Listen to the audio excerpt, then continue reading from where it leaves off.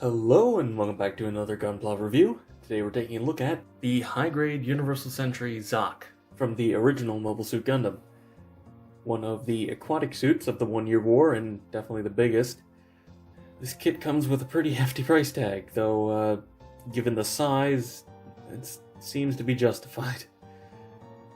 But anyway, let's start off the review by taking a look at the articulation.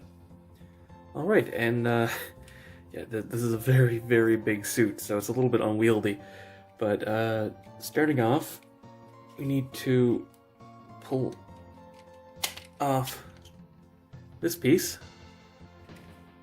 which we'll go into a bit more detail later. And you can see all of these tracks on the head, if it'll focus. Thank you. Which go around to the back, because this suit is completely symmetrical. And the eye actually does move along these tracks. It's a little bit tight, so I can't really move it very much. But as you can see, it can actually move on the tracks. It's a little bit tight right here in the middle for some reason. Though that may be because the top piece here and the bottom piece are separate, so the actual tolerances right in the middle are a little bit tighter than on the other pieces, but yeah, it has a movable mono eye, which is really nice. Given that's kind of one of the main visual features of the ZOCK is the mono eye tracks, it would be kind of a bummer if it didn't actually move.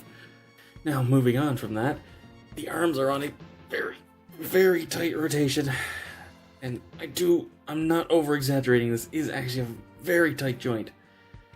And it can come out about 90 degrees. It's not quite 90 just because of the tolerances, but you know, enough. And you get a rotation up here in the bicep.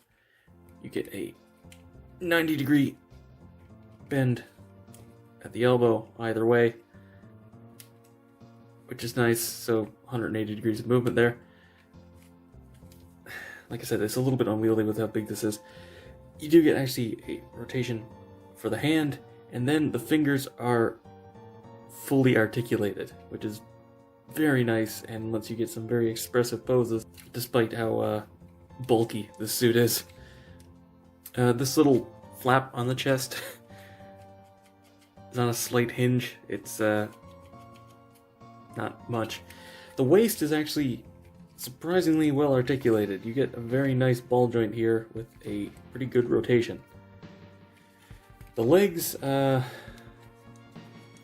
not so much, but honestly, I mean, would you really expect that much articulation out of this thing with the legs? You get a bit of a movement, rotation, and the feet are on ball joints, so you get a bit of movement there. It's not going to be doing any high kicks, but it's not like you'd want to put the ZOCK in that pose anyway.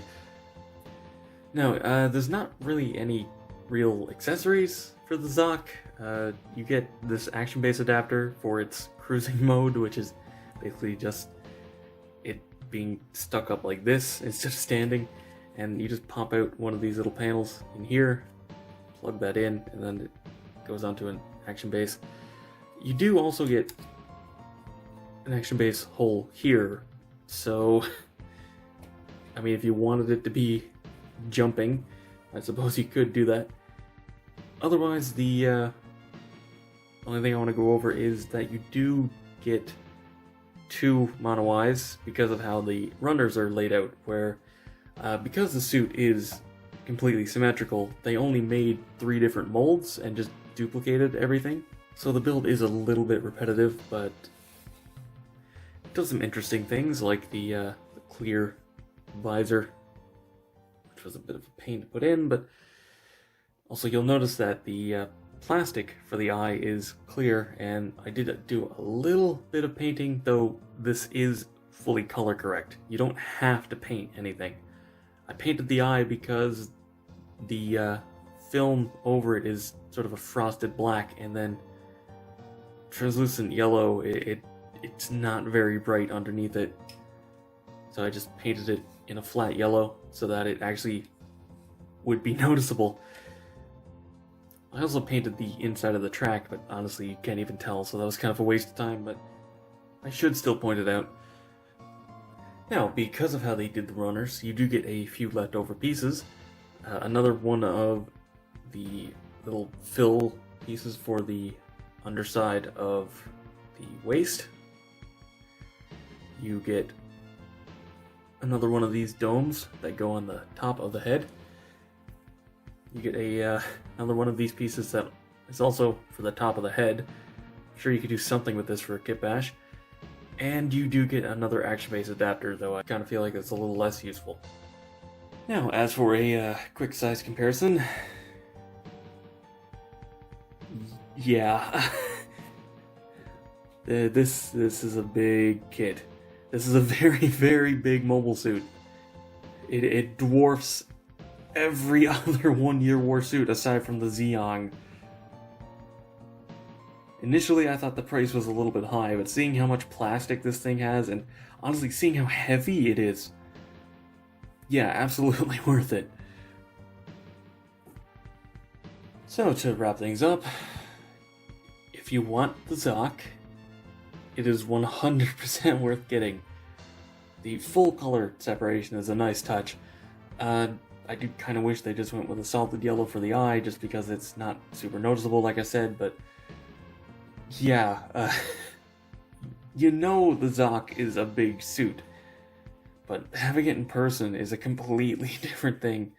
You really don't get a sense of scale of how big this thing is unless you have it in your hand. It's the size of a Nerf football, basically. It's pretty big.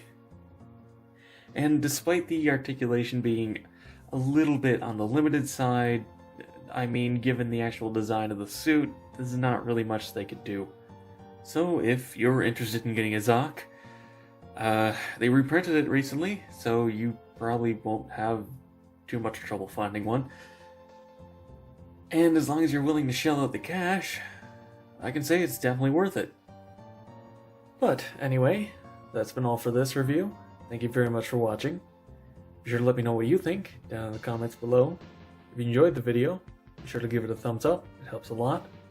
Subscribe for future reviews and watch my backlog. Go follow me on Twitter for updates, and consider supporting me on Patreon so I can keep bringing you reviews, just like this one. And as always, until next time, happy building.